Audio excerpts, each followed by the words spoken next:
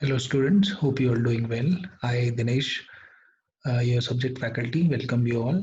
So the topic for today is Reserve Bank of India. So let's start. So this is the reference, the RBI website. The content of this PPT has been made from this website. So starting with the evolution, you can say the establishment of Reserve Bank of India. So it was established in, as you can see, April 1935, and this was in accordance with the provision of RBI Act 1934. So अप्रैल 1935 में ये establish हुआ और जो act था जिसके accordance में या फिर जिसके अंडर ये एस्टेब्लिश हुआ that was RBI Act 1934. Initially जो ऑफिस था दैट वाज कोलकाता और 1937 में ये मूव हो गया था परमानेंटली मुंबई में इनका ऑफिस. और आपको पता है जैसे रिजर्व बैंक जो है that is central bank of India and one of the जो हम फाइनेंशियल इंस्टीट्यूशंस हम पढ़ते हैं इस सब्जेक्ट में तो उसमें फाइनेंशियल इंस्टीट्यूशन में सबसे पहले जो हम पढ़ते हैं institution that is Reserve Bank of India. So though originally privately owned था लेकिन अब it is fully owned by government of India. So structure की अगर हम बात करें सो आरबीआई के जो अफेयर्स होते हैं उसको गवर्न करता है सेंट्रल बोर्ड. तो सेंट्रल बोर्ड ऑफ डायरेक्टर्स होते हैं जैसे you can see the Reserve Bank affairs are govern by a central board of directors. So एक सेंट्रल बोर्ड होता है जिसमें ऑफिशियल डायरेक्टर्स होते हैं जिनमें गवर्नर एंड डेप्यूटी गवर्नर्स होते हैं एंड डेप्यूटी गवर्नर्स जो होते हैं वो not more than 4 deputy governors होंगे और नॉन ऑफिशियल डायरेक्टर्स होते हैं which are nominated by government. 10 directors from various fields and 2 government officials होते हैं. सो ये इसका स्ट्रक्चर है. सो एक सेंट्रल बोर्ड होता है डायरेक्टर्स का जो आरबीआई के जो अफेयर्स होते हैं उनको देखता है. ये स्ट्रक्चर है. सेंट्रल बोर्ड ऑफ डायरेक्टर्स में गवर्नर होते हैं, डेप्यूटी गवर्नर्स होते हैं, फिर एग्जीक्यूटिव डायरेक्टर्स होते हैं एंड फिर जनरल्स मैनेजर. तो चीफ जनरल मैनेजर है, फिर प्रिंसिपल चीफ जनरल मैनेजर, फिर जनरल मैनेजर्स. सो ये स्ट्रक्चर है जो हायरार्की फॉलो होती है. अभी जो प्रेजेंट गवर्नर है that is Shri Shaktikanta Das and these are deputy governors. ये नॉट मोर देन 4 होंगे तो अभी 3 हमारे गवर्नर डेप्यूटी गवर्नर्स हैं एंड शक्तिकांता दास जी गवर्नर है. अब हम बात करते हैं रोल की. तो प्राइमरी रोल जो है वो है मॉनेटरी स्टेबिलिटी. मॉनेटरी स्टेबिलिटी का मतलब है confidence in the value of country's money और preserve the purchasing power of the currency. So जो मनी की वैल्यू है उसको मेंटेन रखा जाए और confidence in the value of country money. Ultimately this means इसका मतलब क्या है मॉनेटरी स्टेबिलिटी का कि low and stable expectations of inflation. जो महंगाई है वो स्टेबल एंड कम रहे, ये मॉनेटरी पॉलिसी स्टेबिलिटी का मतलब है. सो प्राइमरी रूल जो है वो आरबीआई का मॉनेटरी स्टेबिलिटी है, इन्फ्लेशन को कम रखना. और अगर हम देखें जाए 2 मेजर रूल जो हैं, एक तो हो गया macro economic stability. Macro economic stability का मतलब स्टेबल एंड सस्टेनेबल ग्रोथ होनी चाहिए एंड कीपिंग प्राइसेस स्टेबल, मतलब लो एंड स्टेबल इन्फ्लेशन होनी चाहिए. तो ये है मैक्रो इकोनॉमिक स्टेबिलिटी. दूसरा आता है फाइनेंशियल स्टेबिलिटी. फाइनेंशियल स्टेबिलिटी मतलब जो आपका फाइनेंशियल सिस्टम है वो रेजिलिएंट रहे, प्रॉपरली वर्क करे एंड कोई भी क्राइसिस ना हो फाइनेंशियल. तो फाइनेंशियल क्राइसिस नहीं होना चाहिए एंड आपका financial system should be resilient. First is macro economic stability जिसका मतलब है सस्टेनेबल एंड स्टेबल ग्रोथ होनी चाहिए और इन्फ्लेशन जो होना चाहिए वो स्टेबल होना चाहिए, इन्फ्लेशन लो रहे और स्टेबल रहे. अब ये जो दोनों स्टेबिलिटी हैं चाहे वो मैक्रो इकोनॉमिक हो चाहे फाइनेंशियल हो, वो दोनों कैसे अचीव होती है, इसके लिए आरबीआई के पास बहुत सारे टूल्स हैं. सो उसमें हम देखते हैं अगर इकोनॉमिक स्टेबिलिटी मेंटेन करनी है तो उसको कैसे कर सकते हैं. Central bank use monetary policy. Monetary policy use करते हैं. मॉनेटरी पॉलिसी का मतलब by varying short term interest rate. So कुछ इंटरेस्ट रेट होते हैं जिसको आरबीआई मैनिपुलेट करता है या फिर उसको वैरी करता है, उसको इंटरेस्ट रेट्स को बढ़ाएगा या कम करेगा जिससे वो इकोनॉमिक स्टेबिलिटी मेंटेन कर सकता है. और उन सब उस स्ट्रैटेजी को टूल को हम कहते हैं मॉनेटरी पॉलिसी.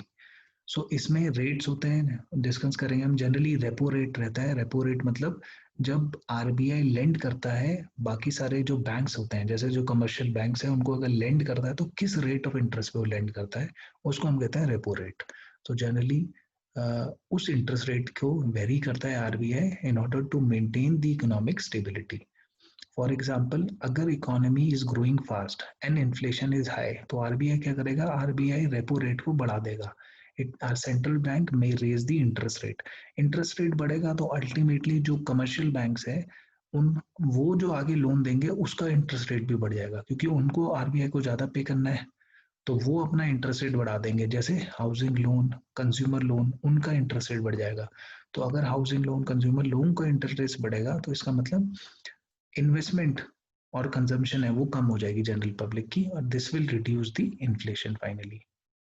अगर दूसरे हैंड में हम देखें कि economy is growing too slow और इन्फ्लेशन बहुत लो है, तो आरबीआई उस रेट ऑफ इंटरेस्ट को कम कर देता है। सो रेट ऑफ इंटरेस्ट को कम करेगा तो जो कमर्शियल बैंक्स हैं उनको भी फायदा होता है, और वो भी अपना इंटरेस्ट रेट कम कर देते हैं। इस वजह से स्पेंडिंग और इन्वेस्टमेंट बढ़ जाती है, तो इन्फ्लेशन बढ़ जाती है, इकोनॉमिक ग्रोथ भी बढ़ जाती है। तो ये प्रोसेस होता है फॉर अचीविंग इकोनॉमिक स्टेबिलिटी। दूसरा, ये आप देख सकते हैं repo rate, this is the major rate जिसमें आरबीआई फ्लक्चुएट करता है इसको। सो ये ट्रेंड है रेपो रेट का। सो रिसेंटली आप देख रहे हैं मई 2020 में 4% है रिवर्स रेपो। जब आरबीआई पैसे लेता है कमर्शियल बैंक से, जब मतलब उनसे एक्सेस मनी अगर लेता है, सो ऑब्वियसली वो कम रेट ऑफ इंटरेस्ट देगा और चार्ज ज्यादा करेगा। तो इसलिए repo is always greater than and equal to reverse repo. Reverse repo कभी रेपो से ज्यादा नहीं हो सकता। सीआरआर भी रेट है, एसएलआर, इसको हम डिस्कस करेंगे सीआरआर एसएलआर को डिटेल में। फिर आते हैं to deal with financial stability. अब इकोनॉमिक स्टेबिलिटी तो आपने देख लिया, फाइनेंशियल स्टेबिलिटी को अगर देखना है, सो आरबीआई अप्लाई करता है रेगुलेशन एंड सुपरविजन। बहुत ही रेगुलेशन इफेक्टिव होना चाहिए एंड सुपरविजन। तो कैसे करेगा, by setting prudent rules and principles and examine and monitoring banks adherence to these rules and principle. So rules and principle set करता है और चेक करता है कि बैंक्स जो है सारा वो इस रूल और प्रिंसिपल को फॉलो करे। तो उस वजह, अगर वो इफेक्टिव रूल्स रहेंगे और बैंकिंग सिस्टम उस रूल्स को फॉलो करेगा, तो कोई फाइनेंशियल क्राइसिस होने के चांसेस नहीं है। सो इसलिए रूल्स एंड सुपरविजन बहुत इंपॉर्टेंट है in order to maintain financial stability. So RBI rules and principle बनाता है और उसके बाद एग्जामिन करता है कि सारे बैंक्स उस रूल्स को और प्रिंसिपल्स को फॉलो करें। सो ऐसे मेंटेन होती है फाइनेंशियल स्टेबिलिटी। सो आपने अभी रिसेंटली देखा होगा न्यूज़पेपर में भी कि यस बैंक का लोन फ्रॉड हुआ। सो इसमें यस बैंक ने कुछ लोन्स दिए किसी कंपनीज को, और जहाँ पर उनका फ्रॉड हुआ उसमें, तो ये एक एग्जांपल है कि जहाँ पर जो सुपरविजन है, जो फाइनेंशियल स्टेबिलिटी मेंटेन करनी चाहिए थी, वो इनफेक्टिव रही। जो रूल्स थे एंड प्रिंसिपल्स थे और जो सर्विलेंस हुआ आरबीआई की तरफ से भी, क्योंकि this was one of the commercial bank, जिसको हम कहेंगे प्राइवेट बैंक था ये, और इसने फ्रॉड करा है स्टिल। तो इसलिए थोड़ा सा आरबीआई भी इस पे काम कर रहा है कि जो उनके रूल्स हैं उसको, प्राइवेट बैंक्स हो चाहे वो पब्लिक सेक्टर बैंक्स हो, उसको प्रॉपरली फॉलो करे, और आरबीआई का सर्विलेंस जो होना चाहिए वो और इफेक्टिव होना चाहिए। फिर अगर ये सुपरवाइजरी जो फंक्शन है, जैसे हमने कहा कि फाइनेंशियल स्टेबिलिटी मेंटेन करने के लिए रूल्स एंड सुपरविजन होना चाहिए, तो ये जो सुपरविजन होता है, ये आरबीआई कैसे करता है, ये आरबीआई करता है with the help of a board, जिसे कहते हैं बोर्ड फॉर फाइनेंशियल सुपरविजन। सो ये बोर्ड जो है एक सब कमिटी है सेंट्रल बोर्ड। सेंट्रल बोर्ड जैसे हमने बताया कि जो मेन एक्टिविटीज होती हैं आरबीआई की, उसको सारी एक्टिविटीज को कौन देखता है, सेंट्रल बोर्ड। और सेंट्रल बोर्ड की एक सब कमिटी है जिसको हम कहते हैं बोर्ड फॉर फाइनेंशियल सुपरविजन। तो ये बोर्ड फॉर फाइनेंशियल सुपरविजन जो है, ये सुपरविजन का काम करता है सारे बैंक्स के लिए, चाहे वो डेवलपमेंट फाइनेंशियल इंस्टीट्यूट हो जैसे नबार्ड हो गया, या फिर आपका सिडबी हो गया, चाहे वो बैंक्स हो चाहे वो नॉन बैंकिंग फाइनेंशियल कंपनीज हो। तो N B B F C is the board for financial supervision which is a sub committee of central board of RBI and it was established in 1994। ये supervision देखता है सारे banking system का। The board was constituted in November 1994 as a committee of the Central Board of Directors of Reserve Bank of India. Primary objective क्या है इस board का? To undertake consolidated supervision of the financial sector, पूरे financial sector का supervision करना, चाहे उसमें आपका स्केड्यूल कमर्शियल बैंक्स हो, कोऑपरेटिव बैंक्स हो, चाहे इसमें स्मॉल फाइनेंस बैंक्स हो, चाहे पेमेंट बैंक्स हो, सारे तरह के जो बैंक्स हैं, सारे तरह के जो बैंकिंग सिस्टम में इंस्टीट्यूशन है, उनको सुपरविजन करना उनका। सब board is constituted by, since ये सब कमिटी है सेंट्रल बोर्ड की, तो जो मेंबर्स होते हैं जनरली सेंट्रल बोर्ड के होते हैं, तो it is constituted by co-opting 4 directors from the central board as members and is chaired by the governor. So almost जो सेंट्रल बोर्ड के मेंबर्स होते हैं वो इसके मेंबर्स होते हैं। सो जनरली कब होता है? नॉर्मली वंस एवरी मंथ इनकी मीटिंग होती है एंड देन दे डिसाइड जो भी सुपरविजन से रिलेटेड एक्टिविटीज होती हैं। फिर हम बात करते हैं फंक्शंस की। सो प्राइमरी फंक्शन हम देखें जो preamble of reserve Bank of India में डिस्क्राइब किया गया है, जो बेसिक फंक्शंस हैं वो है इशू ऑफ बैंक नोट्स, जो भी हमारे पास नोट्स होते हैं उनको आरबीआई इशू करता है। कीपिंग ऑफ रिजर्व्स, कंट्री के जो भी रिजर्व्स हैं उनको। मॉनेटरी स्टेबिलिटी मेंटेन करना, इन्फ्लेशन बहुत कम होनी चाहिए। Modern monetary policy framework, rates क्या होने चाहिए, और मेंटेन प्राइस स्टेबिलिटी। ये कुछ बेसिक फंक्शन है रिजर्व बैंक ऑफ इंडिया के। अब हम डिस्कस करते हैं फंक्शंस थोड़े डिटेल में। सो पहला फंक्शन आता है मॉनेटरी, जैसे हम कहते हैं मॉनेटरी अथॉरिटी, या फिर दूसरा फंक्शन इसका नाम है मॉनेटरी पॉलिसी फंक्शन। इसमें क्या होता है? आरबीआई फॉर्मुलेट करता है मॉनेटरी पॉलिसी को, और उसका ऑब्जेक्टिव क्या है? प्राइस स्टेबिलिटी मेंटेन करना, मतलब इन्फ्लेशन जो है वो स्टेबल और लो रहे। सो इसके लिए आरबीआई क्या करता है? मॉनेटरी पॉलिसी के लिए रिजर्व बैंक ऑफ इंडिया ने एस्टेब्लिश करी थी, अमेंड करा था फाइनेंस एक्ट 2016, जो reserve Bank of RBI act 1994 है, 1934, उसको अमेंड करा था बाय फाइनेंस एक्ट 2016 से, टू कॉन्स्टिट्यूट एमपीसी, इसे कहते हैं monetary policy committee. Monetary policy committee setup होगी 2016 से, जिसका काम होगा आपके जो पॉलिसी फ्रेमवर्क है उसको सेटअप करना। So monetary policy committee shall consist of governor होंगे, डेप्यूटी गवर्नर्स होंगे, one officer of the RBI to be nominated by central board and 3 person to be appointed by central government. ये इस monetary policy committee में होंगे, और monetary policy committee जो होगी उसका काम होगा टू डिटरमाइन पॉलिसी रेट। क्या पॉलिसी रेट होना चाहिए, क्या रेपो रेट होना चाहिए, कितना रिवर्स रेपो होना चाहिए, कितना सीआरआर होना चाहिए, कितना एसएलआर होना चाहिए। सो ये मॉनेटरी पॉलिसी कमेटी का काम होगा to duty to determine the policy rate. Policy rate से क्या होगा? Which is required to achieve inflation target, और जो है हमारा मॉनेटरी पॉलिसी फंक्शन। सो जो भी डिसीजन होंगे that would be binding on the RBI, RBI को फॉलो करना पड़ेंगे, क्योंकि आरबीआई के जो सेंट्रल बोर्ड के मेंबर्स हैं वही ऑलमोस्ट एमपीसी में होते हैं, मॉनेटरी पॉलिसी कमेटी में। मीटिंग्स जो होती है एटलीस्ट 4 टाइम्स अ ईयर होती है इसकी। तो अभी जो लेटेस्ट हुई थी नेटेस, वो हमारी अगस्त में हुई थी। अब सितंबर लास्ट 29 एंड 30 सितंबर में होगी मीटिंग, और अगस्त से पहले जून में हुई थी। तो ये स्केड्यूल है, 5 मीटिंग्स होंगी फाइनेंशियल ईयर 2021 में। फिर दूसरा जो है मतलब मॉनेटरी पॉलिसी में ही अगर हम देखें तो कैसे इसको इम्प्लीमेंट करा जाए। सो इम्प्लीमेंट कैसे करते हैं? हमने जैसे कहा इन्फ्लेशन का जो टारगेट रहता है उसको अचीव करने के लिए पॉलिसी रेट्स डिसाइड करती है एमपीसी, और वो जो रेट्स होते हैं वो बहुत तरह के रेट्स होते हैं।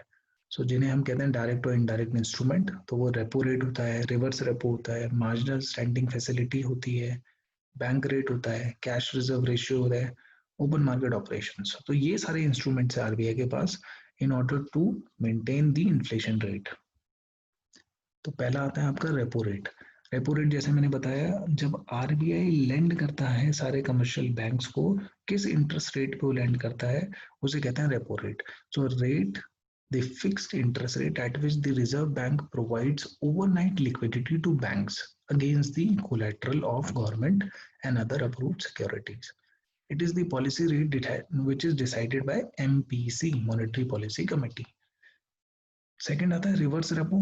ये उल्टा हो गया, जब आरबीआई जो होता है वो फंड लेता है कमर्शियल बैंक से और जो रिटर्न में उनको इंटरेस्ट रेट देगा। So the interest rate at which RBI absorb liquidity on an overnight basis from banks against the collateral of eligible government securities. उसके बाद आता है मार्जिनल स्टैंडिंग फैसिलिटी. ये क्या है? जो एडिशनल बोरो करते हैं बैंक्स आरबीआई से.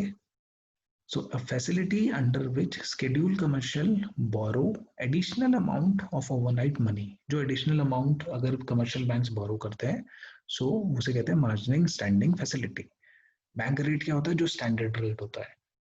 जो ओवरनाइट नहीं, जो लॉन्ग टर्म के लिए होता है वो स्टैंडर्ड रेट होता है जिसमें कमर्शियल बैंक्स बाय करते हैं. जब आरबीआई से, या आरबीआई जब लेंड कर रहा है उनको किस रेट पे करता है, वो बैंक रेट होता है. फिर सीआरआर एंड एसएलआर होता है. सीआरआर का मतलब है एक पर्टिकुलर रेशियो होती है जो हर बैंक को अपने आरबीआई के पास मेंटेन करनी होती है. So the amount at which a bank is required to maintain with the Reserve Bank as specified proportion. So जो उनका नेट डिमांड, मतलब जो टोटल सेविंग डिपॉजिट है, और उसके बाद टाइम लाइबिलिटी, जो फिक्स डिपॉजिट हो गई, कैश सर्टिफिकेट हो गए, क्यूमुलेटिव एंड रिकरिंग डिपॉजिट हो गए, उन सबको हम कहते हैं NDTL, net demand and time liability. So net demand and time liability का कुछ परसेंटेज हर बैंक को आरबीआई के पास मेंटेन करना होता है, उसको हम कहते हैं कैश रिजर्व रेशियो. इसकी जो ड्यूरेशन रहती है that is a fortnight starting from a Saturday till the next reporting Friday. फिर हमारे पास आता है स्टैट्यूटरी लिक्विडिटी रेशियो, जैसे हम कहते हैं SLR. So in addition to cash reserve, हर बैंक को मेंटेन करना होता है कुछ एसेट्स अपने, not with RBI but with itself. So in addition to cash reserve, every bank shall also maintain assets in India, the value of which shall not be less than the prescribed percentage of its NDTL, that is net demand and time liability.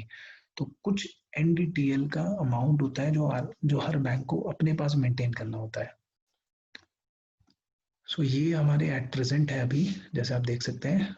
Repo rate 4% है. Reverse repo अगस्त में जो last meeting हुई थी उसके हिसाब से 3.35.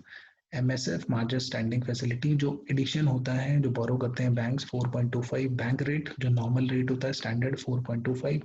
CRR आप देख सकते हैं 3% है. सो NDTL that is net demand and time liability का 3% हर बैंक को आरबीआई के पास रखना पड़ता है, मेंटेन करना पड़ता है. SLR है 18%. तो हर बैंक को, every bank shall maintain 18% of assets. किसका? NDTL का, in the form of investment in unencumbered approved securities, cash हो, गोल्ड हो, या एनी अदर इंस्ट्रूमेंट हो. सो इसका SLR that is 18% and CRR is 3%. So ये आप देख सकते हैं कुछ जो ट्रेंड हमने पहले डिस्कस करे थे, ये ट्रेंड है चारों जो रेट्स हैं आपके. सो ये जो फंक्शन था हमारा that was monetary policy framework. So monetary policy function था, this was the first function of RBI. And उससे पहले हमने रोल डिस्कस करे थे. सो फंक्शंस और भी हैं, उसको हम डिस्कस करेंगे. सो उसको हम करेंगे नेक्स्ट क्लास में. So that is all for today. Thank you so much.